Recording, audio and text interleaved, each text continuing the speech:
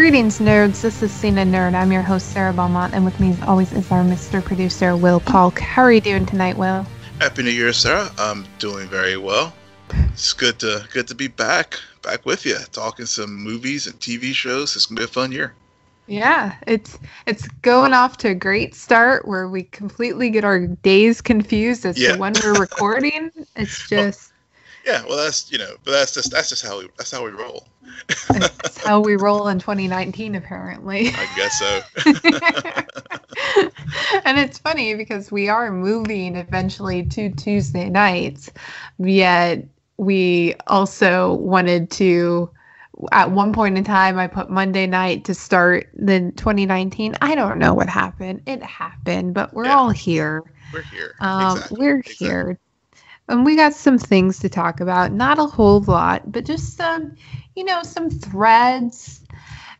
I don't think we have to go into details about this thing.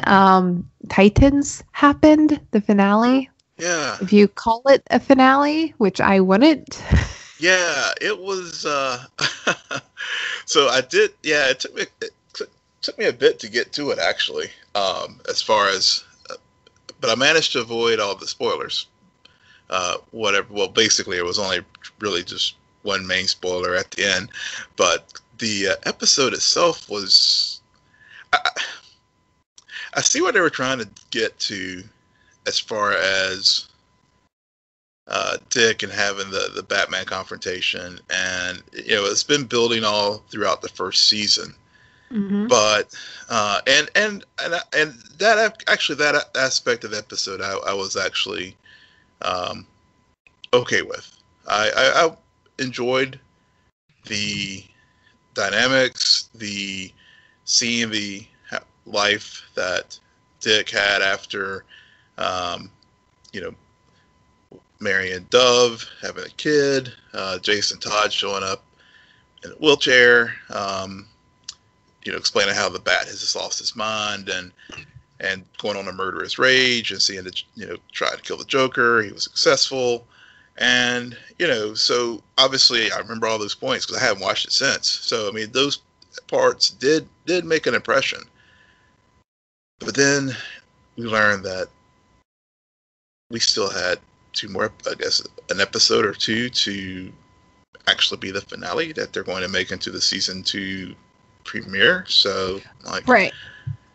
It was a 13 episode order. Yeah. And then for some reason they did an early season 2 renewal, and some bozo thought it would be a good idea to take the last 2 episodes of this first season and use them as the starting point of season 2. Yeah. Makes no sense, and this has been my problem with the show the entire season, is that it's not cohesive at all. And, not at all. And I mean, to your point, the Batman stuff was really cool. And that's what a lot of people want to see, because in the background through a lot of the episodes, there was this buildup of tension between Robin and his old mentor and father figure. Perfect sense, origin story, whatever.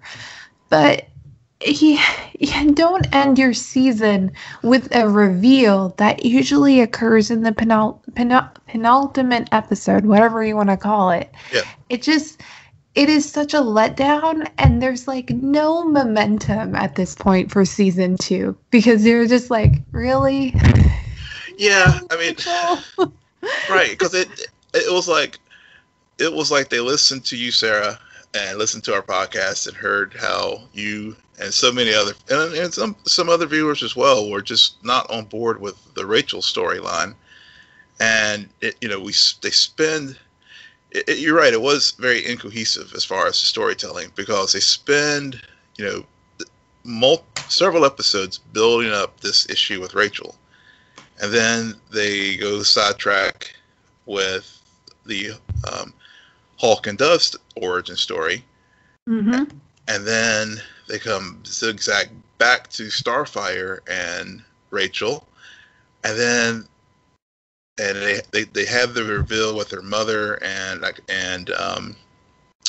her father, and he being an interdimensional being and all that kind of stuff, and and then tap into Dick in the house, and Beast Boy's having all kinds of issues with the negative energy in the house and everything, and it's just like it was all over the map, and they have a lot of great like parts, but I think the one thing that overall I really do enjoy this series, but the one thing that it definitely has failed on in the first season is having a cohesive package for the first season as far as this overarching story. So if someone like asks me now, like, well, people listening to us right now, if you want to like check out Titans, what's the 10-second elevator pitch? I'm like, well, there's a story about Robin, there's a story about Raven, there's a story about Hawk and Dove, there's a story about Starfire, but it's a lot of pieces of a puzzle, but it's no coherent whole right now. Right. And my pitch would be watch the season finale to get prepared for the second season. Yeah. You don't need half of it. While you were talking, it reminds me of Guardians of the Galaxy in a weird way.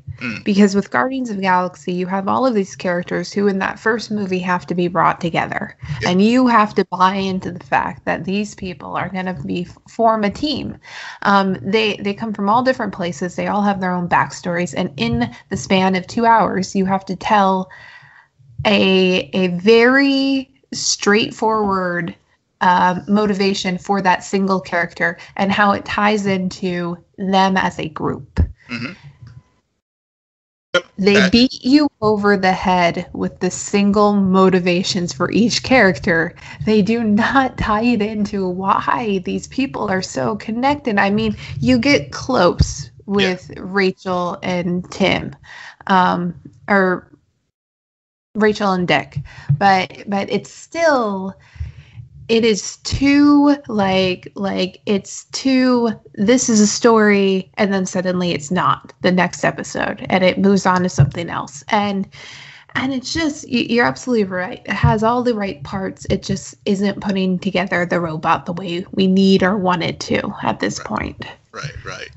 So, I mean, I am on board with Titans. I mean, again, I really enjoy it. I think it's, for the DC universe, of shows, it's one of the stronger ones, and it has such great potential if they could just learn their lessons from season one.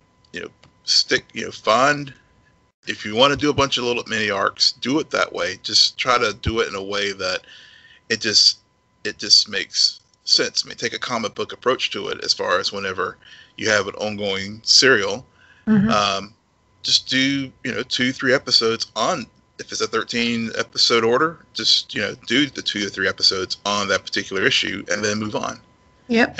And do it consecutively, not in this haphazard schedule that was rolled out first season. And so, I mean, that was your big complaint about it from the very beginning, and it basically bore through the whole first season. Yeah. Speaking of DC and learning lessons, Aquaman is killing it in the box office. Yeah, it should probably cross $1 billion worldwide probably by this weekend. Yeah, I was thinking about this. I was thinking about how we'll get into my reasons why I don't like this film and why Will has to apologize for DC all the time for me. But I was thinking about how Marvel kind of set this up to happen because, or not even Marvel, but just Disney. Because Disney has this other franchise, very popular, I don't know if you've heard of it, called Star Wars. Yes. And it got into the habit of releasing a Star Wars film every Christmas. Even my mom this year was like, Sarah, is Star Wars coming out? Yep. No, not this year. It's like, oh, there's nothing to go see. And so the only alternative for event films right now is Aquaman. I mean, Spider-Man Into the SpiderVerse, absolutely. Yeah. But there's also a harder pitch for especially an older family. True. Or Mary Poppins. I mean, I think that was that. I think that was another potential event movie. And poor Bumblebee just didn't have a chance because this has been tainted by the previous 3 or 4 Transformer movies. It's to the point where people don't even talk about the fact that it bombed and nobody cares. Yeah. I mean, in light of everything else that's going on, I mean, if it had dropped this summer, maybe that would be more headline news, but it's not even that relevant. Yeah. So, but Aquaman, it's riding on a high, and I always like movies, filmmaking, the amount of effort, time, money, and energy that goes into them. Absolutely. I think I don't necessarily think that this is an undeserving film. I just know that for the money I spent on it, I don't really care much about it. See, all is funny. Whenever I saw your reaction tweet, I just literally I laughed out loud, and I just couldn't wait to talk to you about this because, it was all year long when we talked about, summer movies and the DCU, MCU, DCEU. I was the one who was like, oh man, I just can't. I even remember even saying, oh, I'll go see Venom before I go see Aquaman. And it turns out I haven't seen Venom yet. Yep, me neither. But go ahead. Yeah, but I really enjoyed this movie. And I guess I had such low expectations. Mm-hmm. But I think where Warner Brothers and DCEU has figured out is just stop trying to replicate the Marvel Universe. And, 3 films now, as far as that universe, have stood out. As far as goods have stood out, and I think in the audience, and how people have gravitated towards those films in a positive way. Man of Steel, Wonder Woman, and now Aquaman. And if you want to go global dollars, you can get also add Batman v Superman: Dawn of Justice as far as to take at the box office. But I think what I really liked about this film was it was very self-aware of itself. It was yes, I am Jason. We're going to use Jason Momoa. They worked to his strengths, and when they needed to have serious acting chops or whatever on the screen, that's when they had him paired with Mara and Amber Heard, and Nicole Kidman, and Tamora Morrison, and they just they played to his strengths in this film and his natural charisma, and it was very, as I said, very self-aware of what it was and what it is, and it didn't try to go beyond that, and that genuineness is why it worked with me. So, I personally blame both you and our friend Pacing Pete for me being let down by this film, because the way you two were talking about it, I was like, they got Will praising this movie, they got Pete. There has to be something. Pete's more of an apologist than I am. But yeah, you go and push him in front of that bus. Go ahead. I was like, this is going to cure cancer the way they're talking about it. And so I went in being like, okay, I'm no longer have low expectations because everybody keeps raving about this movie. And so I had moderately high, like not even high. I was just like, I expected something. Mm-hmm. And I got nothing. No, I to your point, the strength is Momoa. And I actually think they probably, did a disservice to him because they didn't give him more lines. They didn't give him. He really could have carried this film, and I think they were so caught up in the spectacle of Atlantis, of this mythology, of creating this world, that they forgot that the person and the thing to sell the audience on the most is Momoa, is Arthur. But there's also those moments between him and Mira. I bought into their chemistry. I brought into that romance. And there's, again, another missed opportunity where there's a line, and this drove me crazy, Will, that Mira says when she first starts going, when they first start, when they head to the desert, where she says that she despises no, she says it to her father. Sorry. She says it to her father during the first brother on brother fish fight showdown thing. Yeah. That she despises the land as much as her father does. And they never explored that. I mean, they briefly touched on it a little bit, but I never got real insight as to why exactly she hated everyone above so much. I mean, you could say it's because of pollution, yada, yada, yada. But it felt like in that moment they were getting at something more. Like, where's her mother or something? Yeah. And I would have really appreciated that, because she plays such this pivotal role into, yes, Arthur's the one who connects the two worlds, but she's the one who pushes that connection to occur. So. Yeah, I hear you. I mean, again, I am not going to sit here and say that as far as storytelling, it was the deepest film. I mean, it wasn't. No, no.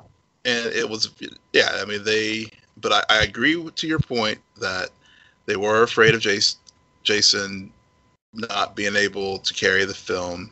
Mm-hmm. But he clearly can. Yeah. I mean, the evidence is borne it out. I think, for me, looking back, I know this summer when we first saw the trailer, when we had our discussion about San Diego Comic-Con, and I think that first trailer, they adjusted their advertising strategy, because the first trailer, I think you were a little lukewarm as well, but I definitely was like, oh god, this just looks just terrible. All I could think of was just the bad one-liners from Justice League and stuff, but as they marketed it later down the line, they really focused on the world building aspect of it, and Atlantis, and that he is indeed the king of the seas, and it I was like, okay, this is it's growing on me. It's growing on me. And when I went to go see it, I was blown away by his charisma, and it made for a very fun ride, and it wasn't too long, thankfully. It was just about right as far as time. It wasn't like, I mean, because maybe sacrilege to say it, but I mean, Infinity War was just, it was good, but I mean, I was exhausted after that. How dare you? How dare you? I swear this movie ended 4 times. I was just like, oh, what's now? Oh, yeah. What's this? What? How long is this movie? There was a few times I thought that. No, I said I didn't get that feeling. But again, I mean, Infinity War is great, so don't get me wrong. I'm not even going to like apples and oranges. It really is. It is. I mean, this, to a degree, I'm probably too hard on the movie, because it is at best a Phase 1 Marvel movie. If you compare this movie to the original Thor, to the original Captain America, Iron Man, it's on that shelf. Yeah. My problem is, as a viewer, I've evolved. Well, So I want and I expect more because the biggest pain point to me, I mean, take away all of the CGI, and I've said way too much on this podcast about me not being a fan of that utilization, but the biggest flaw was really in the villains. They tried kind of to build, like, something that also bothered me is Orm, I think his name is, the brother. Yeah. He's so stoic, and he's that classic villain character you always see in these movies. And at the end, spoiler alert, when they decide not to kill him and he gets reunited with his mother, for a brief moment, I saw humanity. I saw an actual character. Mm-hmm. And I wish that I had felt that more. You know, I had wished I had understood him not just as this conniving power seeker person, but more as a boy who also lost his mom. Mm-hmm. Mm-hmm. Yeah. But they didn't explore that. And I know. Yeah, they did explore it, and like I said, I agree with you there.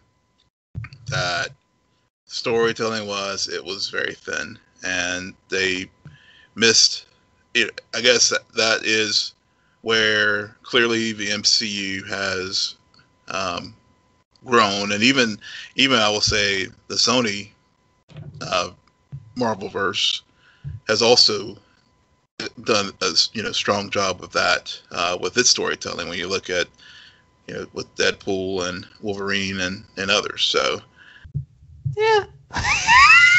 So, I don't know why I said that. I'm sorry. No, it's fine. Well, Deadpool's a whole nother. That's a genre in and of itself as far as these films. Yeah. Yeah. I mean, I guess what you said, like when I was talking about time with Infinity War and Aquaman, I think we're to the point now where it's maybe we just need to just stop trying to compare these universes and just see, just accept them for what they are, and enjoy them for what they are. Because again, I think DCEU has, when they have the standalone films, and to your point earlier about Star Wars, with the nice spacing that they have done, and not overloading too many of these characters in a year. Maybe they can build their event movies that way, and that while we have our great serialized MCU, like what we're going to get next year with not next year, this year now, with Captain Marvel and Infinity and Endgame, and we can just enjoy it for what it is.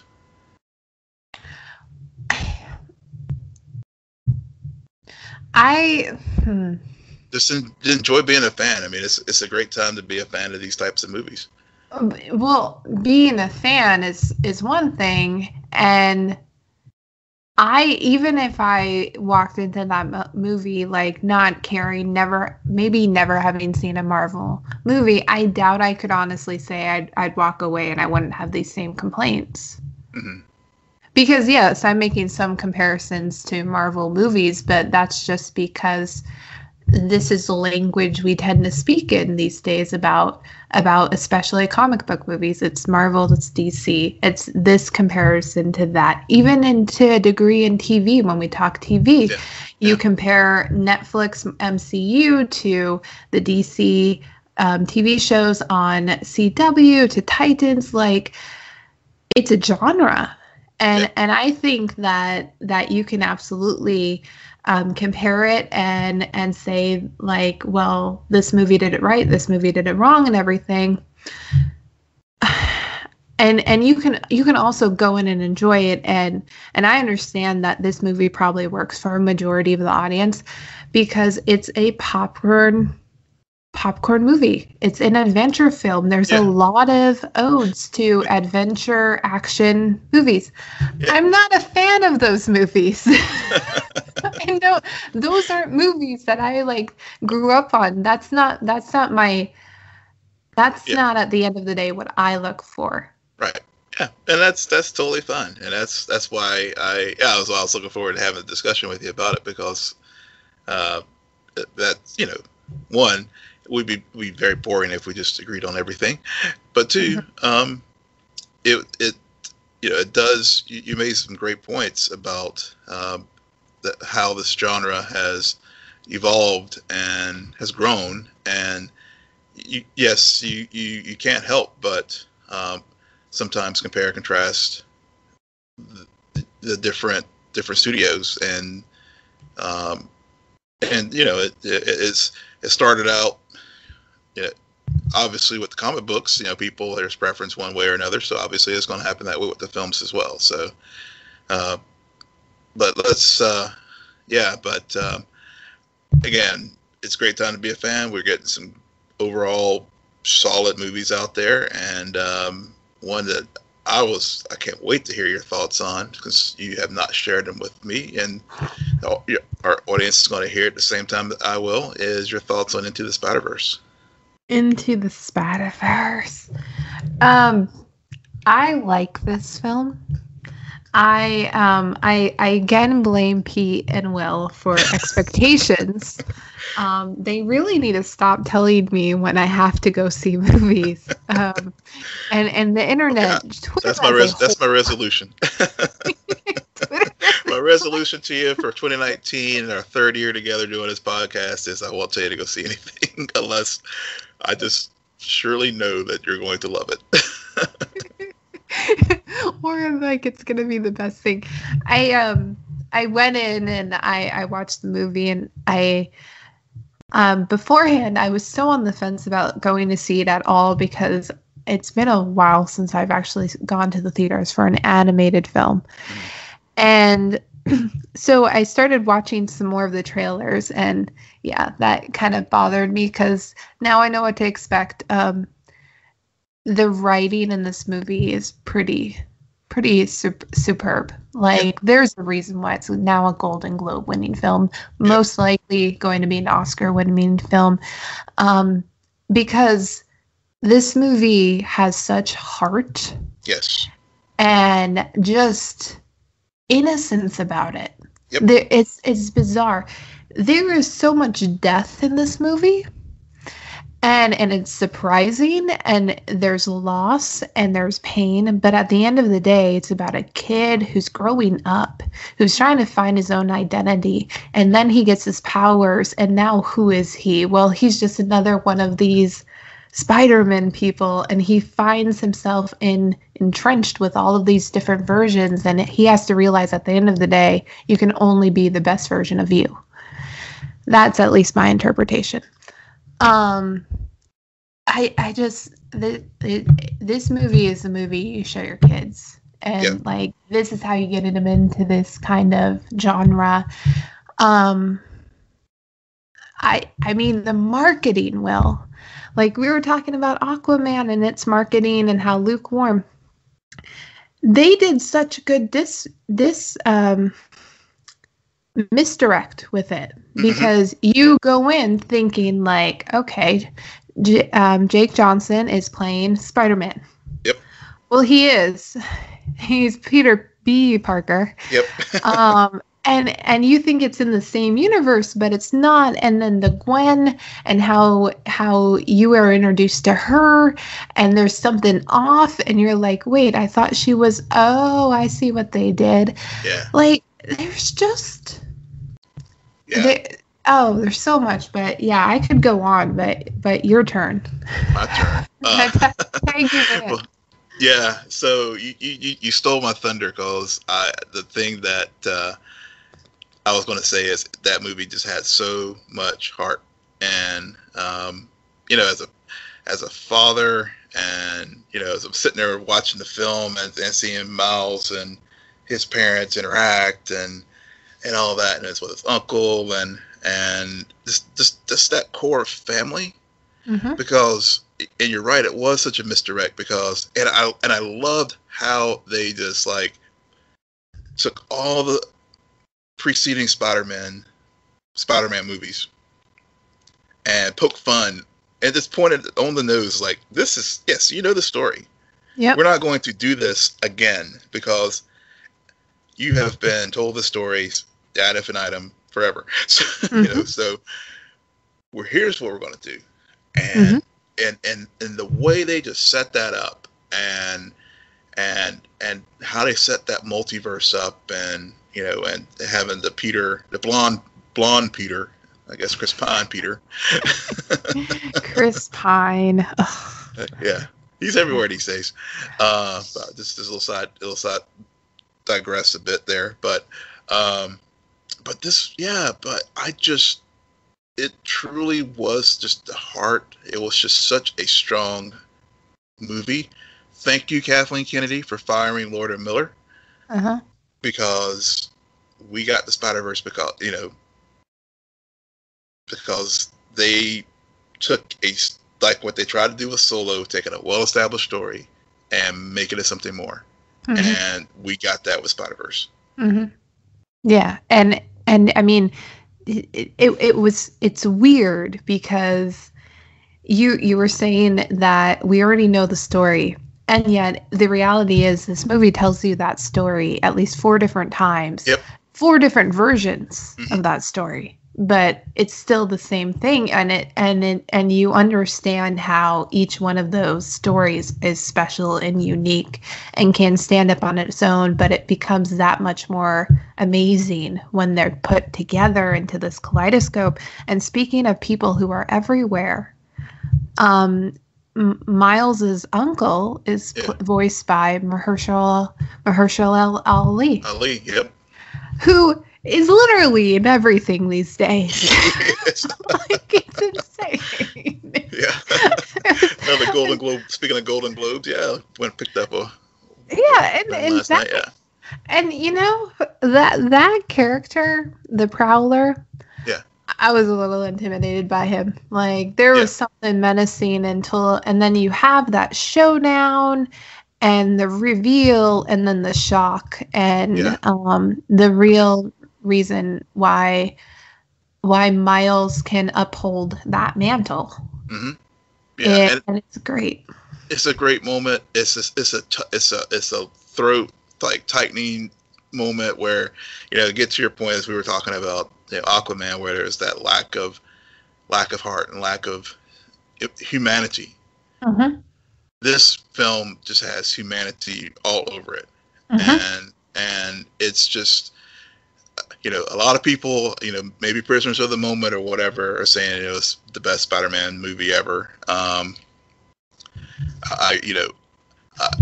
try not to be prisoner of the moment, but you know, if it's not the best one, it's damn close to being one of the best of all the Spider-Man movies. And you know, and you go back, especially, you know, when you go back and look at Sam Raimi's Spider-Man 1, how groundbreaking it was, and especially telling the story. But this one, I mean, it's just, I'm looking forward to seeing it again, and it'll definitely be one of those ones that if it's on my ass, it's going to be like, you know, I'm just going to stop what I'm doing and like watch it again because it's completely rewatchable.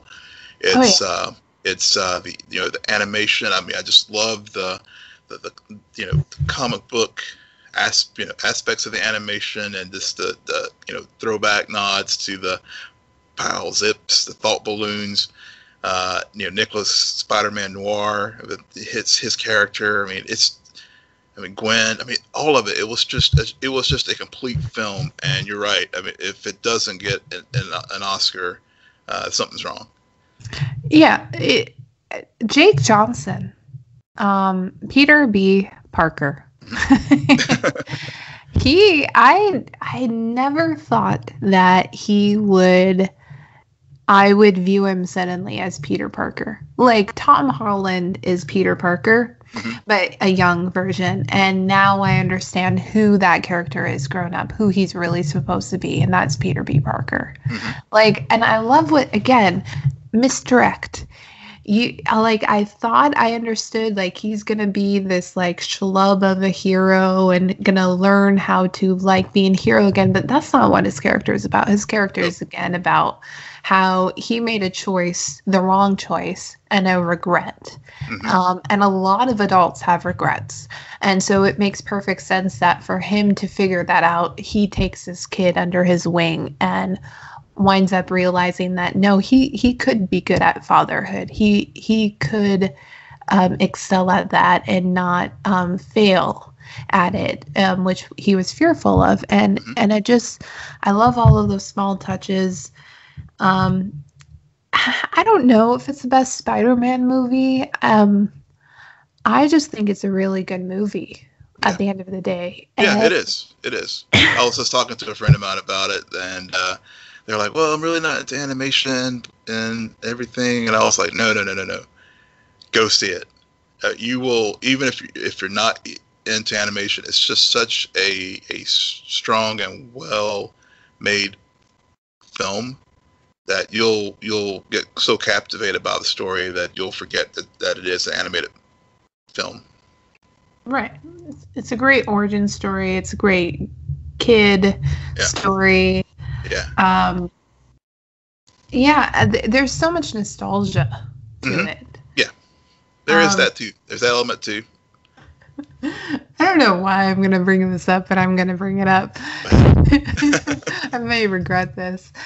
So I remember listening to, I think, a podcast or something one day, and they were talking about Spider-Man and how Spider-Man is just a homage to puberty, especially for young boys, because you have white stuff coming out everywhere. You don't know what to do with it. So there's this whole interaction between Miles and Gwen in school, and he keeps sticking to things, and he keeps blaming it on hormones. And I was just like, oh, they went there. They went there. Oh my God, I cannot believe I'm in this movie. It's animated. And right now I'm just thinking about sex. Like, there's this weird thing that is going on right now. But like, it hits, like, there's a lot of not just Easter eggs, but just pure nostalgia for what this character, all the different versions of this character really means. Yeah.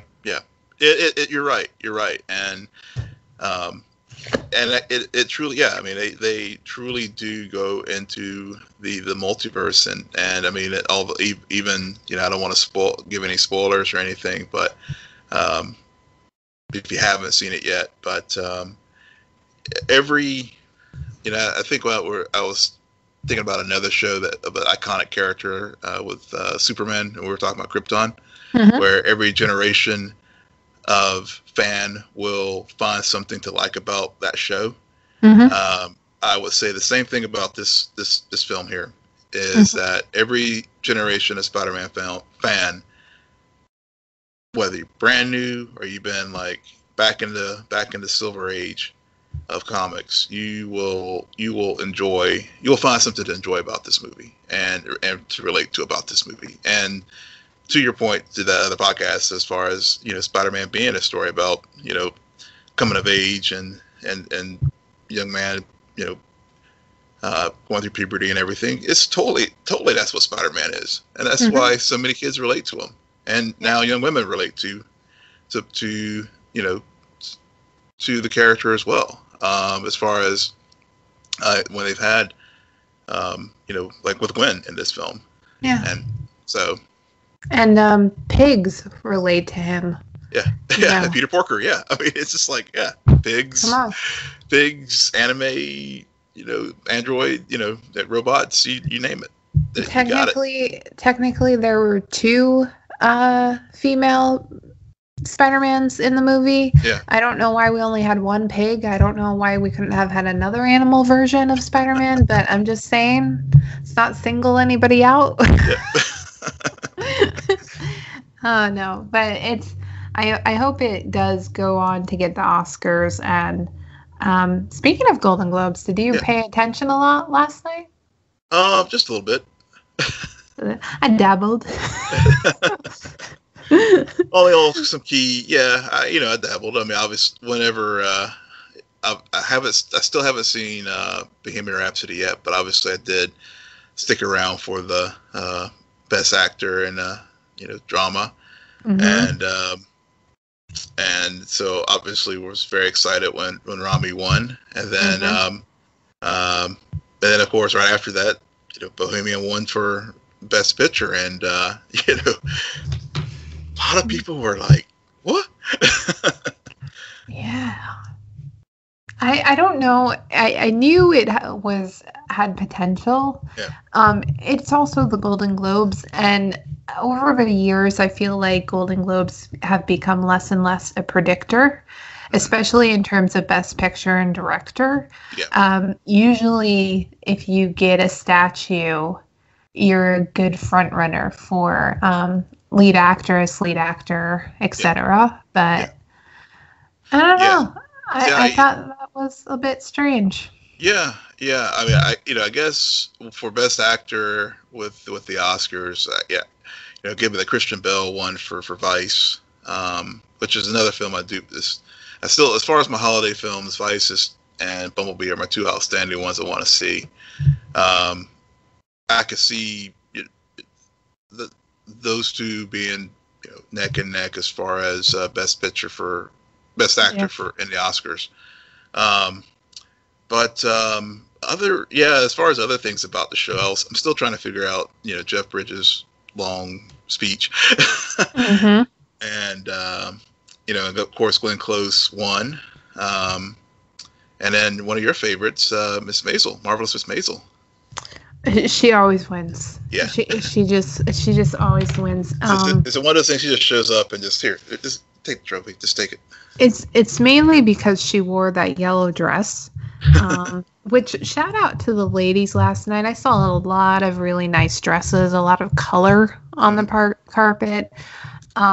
Regina King killed it. She killed it. Yeah. So it's just, but Rachel Brosnahan, she is a genius. I think one of the writers of the show referred to her as a Tolkien character, which she is, because she is this mischief elf and is delightful on Marvelous Mrs. Maisel, which over the break, season 2 dropped. Yeah. I took Zachary Levi is in this show, guys. I took your advice. I started season 1, so I haven't gotten far. I've only watched one episode, to be completely blunt, but I did. I was like, I do like this, and I'm gonna definitely try to get caught up. Penny Pan. Penny Pan. If you're hooked on that first episode, which really the last 10 minutes when she's actually on stage, if you liked that, the show doesn't change. Season 2, I will say it has a slow start. Both my parents and I agree. They added I think 4 more episodes to that season. You cut the first 4 episodes of the season. You don't need it. You watch the rest. It's a perfect season. Okay. It's just weird. But as soon as they get to the Catskills, season 2, it just takes off and goes to this place of season 1 perfection, where you love this journey, and I hope you stay on board for it, Will, because I do want to really talk to you about something that happens in season 2, which I'm noticing you have very different perspectives on depending on your gender. Okay. I've seen this happen a few times where people are talking about season 2, the same plot point is brought up, and depending on your gender, you see it very differently, which I think is interesting, fascinating. Okay. All right. Well, I will do my homework and get caught up, so we can have that discussion. Yeah. Well, good thing it's 8 episodes. Yeah. I can get through it. I know they're an hour long, but between there's still got a little bit of time this week with our show, our Arrowverse shows not returning until the next week, so I got a little bit of time. Yeah, and yeah, there's more I could say about this show, but I don't want to say. There's this thing called expectations, Will. I don't know if you've heard of it, because you've always managed to ruin mine. I don't want to heighten or lower them. Well, I think you've gotten to know me well enough to know what to say, which shows to recommend to me, which ones not to. So. Yeah, because apparently I watch everything that wins Golden Globes, because I also got caught up on The Bodyguard over the break. And Richard Madden took home a Golden Globe last night. Yep, he did. Indeed. I'm not as... the show is good. I wouldn't call it great. He's good. I wasn't blown away.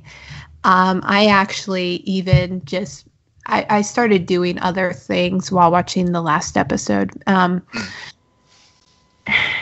it goes to something my dad was talking to me about how all of these shows, especially if it involves a mystery, a crime, it always feels like at the end of the show, the killer or the person behind it is somebody you met in that very first episode. And it kind of, and they do that because it's supposed to be shocking, and how could you not miss that, blah, blah, blah. But at the end of the day, all that really does is really make the universe that much more smaller. Yeah. Instead of bigger. And I heard him when he said that, and I was watching this show, and I'm like, oh, God. You bastard. Why would you tell me such a thing? You take everything away from me. So. Yeah. As far as, well, I tried, I have Bodyguard on the queue, but I haven't started it yet. I did take the plunge with Bandersnatch with Black Mirror. And it was, I kept running into the same like ending where I had to start over and over. And I, after about the third or fourth time, I was kind of like, okay, the novelty started to wear off, and I started to progress further along in the story and everything. I enjoyed it, but it was I fell asleep after a while while I was doing it the first time around. It just kind of too much effort. It kind of wore me out. I woke up, I was like, because I would find myself dozing off in stories, and I would miss like prompts to pick a selection. But as far as just the concept, growing up, I used to enjoy reading those choose your own adventure books and stuff, and it works, in this show, I'll definitely will go back and probably watch it again and see if I can have better luck this time as far as getting further along in the plot, but it is what it is, so somehow, I watched it, and then the other big buzzworthy thing over the holidays was a Bird Box, and still haven't watched it, but it's to that point now where I'm kind of like, okay, it spawned these Bird Box challenges. So I'm like, okay, did I just watch it for the sake of watching it so I can just, bring it up at like dinner parties, or do I just kind of like just let it go and laugh at all the people doing, at the YouTube videos that are probably more entertaining than the film itself? I don't know how to answer that question, because I've not seen a single Bird Box challenge. I live in a shell, apparently. But to each their own. I don't know if I'm ever gonna watch Bird Box. I don't. After watching what is that movie called? Quiet Place. A Quiet Place, and being disappointed by it. I don't know if I'll go into Bird Box and be like, oh my god. Yeah. Watch things at your own time when you want to, because those are when you get the most out of it. Like, there's a time and place for everything. Exactly. Well, I think those are all of our highs and lows of the winter break season. Yeah. We're back. I think we 2018 as far as entertainment ended on a good note overall, at least for Spider-Verse and maybe for Aquaman for me. Not so much for you, but it's all good. Turn the page. You have Punisher coming up this month. Yeah, we have Punisher, even though you're not going to watch it. I'm going to watch it.